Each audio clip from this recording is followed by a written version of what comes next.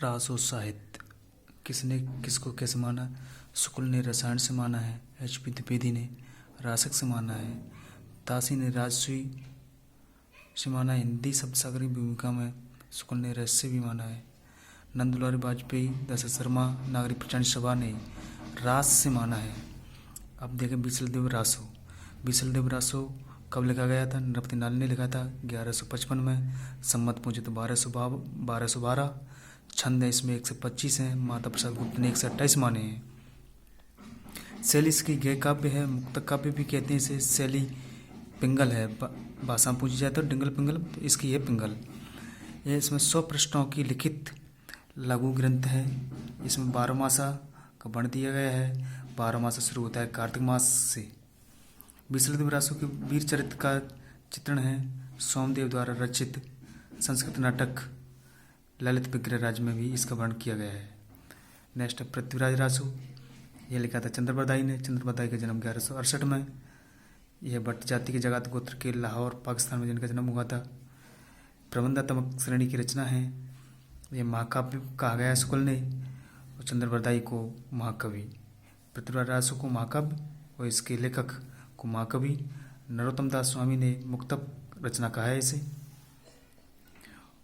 कुल श्लोक इसमें 16,306 हैं। इसे छंदों का अजायब घर कहा जाता है। रामस्वरूप चतुर्वेदी ने किसे छंदों का अजायब घर कहा है, बताएं। 68 प्रकार के छंदों का प्रयोग किया गया है, इसीलिए इसे छंदों का अजायब घर कहा जाता है। इसमें 69 समय या सर्गों का विभाजन है। इसमें से 59 छंद तो 59 समय तो चंद्रबरदाई ने लिखे थे, बाकी 10 इसम के पुत्र जल्लड़ ने लिखे थे। टोटल 69 हुए। नायक इसमें अरुणराज के पुत्र सोमेश्वर के पुत्र पृथ्वीराज चौहान। नायिका इसमें कन्नौज के राजा जयचंद की पुत्री संयुक्ता है। इस ग्रंथ की सर्वप्रथम जानकारी कर्नल जेम्स टोंट देते हैं अपने annals and antiquities of Rajasthan में।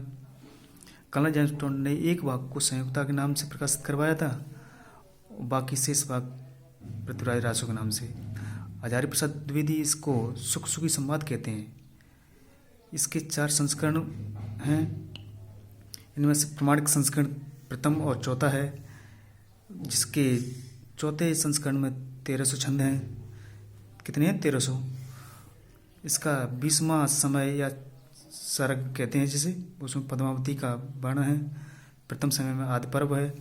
57वां सरग कैमास वध से जुड़ा हुआ है, जो पृथ्वीराज का सेनापति था कैमास वध। 69वां सरग है या समय मोवा का युद्ध आला उदल खंड वाला, जिसे परमार रासो कहते हैं। डॉक्टर नगेंद्र इस पूरी पृथ्वीराज रासो को घटनाकुश कहते हैं। दशरथ शर्मा बृहत महाभारत कहते हैं इसे। समूना सिंह विकासशील महाकाव्य कहते हैं। डॉक्टर बच्चन सिंह विकासशील महाकाव्य और महाकाव्यात्मक राजनीतिक त्रासदी भी कहते हैं। नामवर सिंह ने चंद्रबरदाई को 56 छंदों का राजा कहा है। अर्थ प्रमाणिक मानने वाले हैं आचार्य सुनीति कुमार चटर्जी, मुनिजिन विजय, अगरचंद नाटा। अप्रमाणिक बुलर सबसे पहले 1875 में इन्होंने इस पर रोक लगवाई थी। शुक्ल ने इनको इस ग्रंथ को जाली कहा है। मुंशी देवी प्रसाद, गौरीशंकर ओझा, मुरारी। इसको ऐसे भी याद कर सकते हैं, मुंशी मुरारी गौरी, शुक्ल और बुलर। कर्नल जेम्स टोड ने पृथ्वीराज रासो को इसमें 5000 छंदों का वर्ण अनुवाद किया है।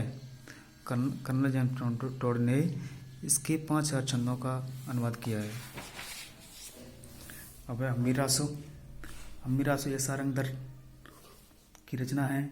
इसे 1357 में लिखित मानते हैं। संकलनकर्ता लक्ष्मीधर हैं इसके। इसमें 8 छंद उपलब्ध होते हैं। बाकी हम्मीर रासो के युद्ध का वर्ण है।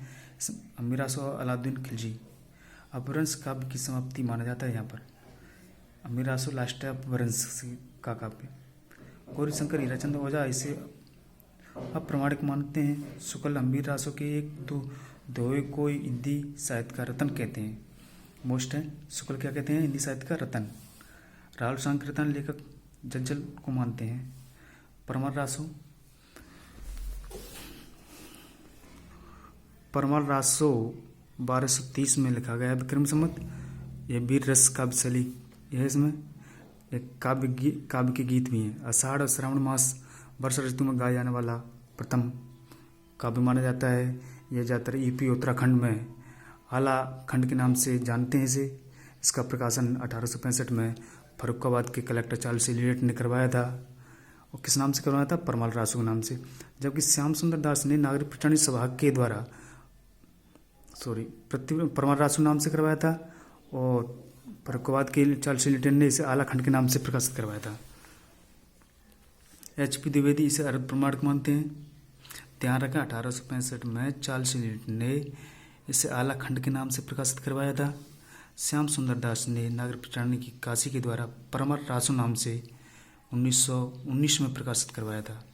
HP द्विवेदी अर्ध प्रमाणिक मानते हैं। जबकि वाटरफील्ड ने इसे अंग्रेजी में अनुवादित कराया था। आला खंड को अंग्रेजी में अनुदित किया गया था। इसमें पृथ्वीराज रासो के अंतिम समय 69वां सरग महुआ युद्ध का वर्णन है। यह यूपी के साथ संपूर्ण देश के लोगों के कंठों में निवास करता है, इसलिए इसे जनसमूह की निधि कहा गया है। विजयपाल रासो नल सिंह भाटी की रचना है, 16वीं सदी की है। मिस्र बंधु इसे 1298 ईस्वी मानते हैं। विजयगढ़ करौली राज्य के राजा विजयपाल और पंग राजा के मध्य के युद्धों का वर्णन है। इसमें 42 छंद हैं टोटल। यह वीर रस की रचना है। शुक्ल जी ने इसे प्रमाणिक मानते हुए इन्हें 12 रचनाओं में शामिल किया है, पर आदिकाल को वीरगाथा काल कहा। खुमार रासो दलपत विजय की रचना है, 17वीं सदी की है। जबकि शुक्ल इसे 9वीं सदी की मानते हैं। इसमें रस वीर है। इसे मोतीलाल मैनारिया ने तो 17वीं माना है, शुक्ल ने 9वीं माना है। इसमें 5000 छंद हैं। भाषा इसकी राजस्थानी और डिंगल तो होगी ही। शिव सिंह संगन ने इसे दलपति विजय की रचना न मानकर नामा भाट की रचना माना है। प्रमाणिक हस्तलिखित प्रति है, पुणे संग्रहालय में सुरक्षित रखी हुई है। बगदाद के अलमामू और चित्तौड़ के रावल कुमार के युद्धों का वर्णन है। शुक्ल ने कुमार सेकंड 1813 से 1843, 813 से 843 ईस्वी के मध्य 30 वर्ष में 24 युद्धों का वर्णन किया है इसमें।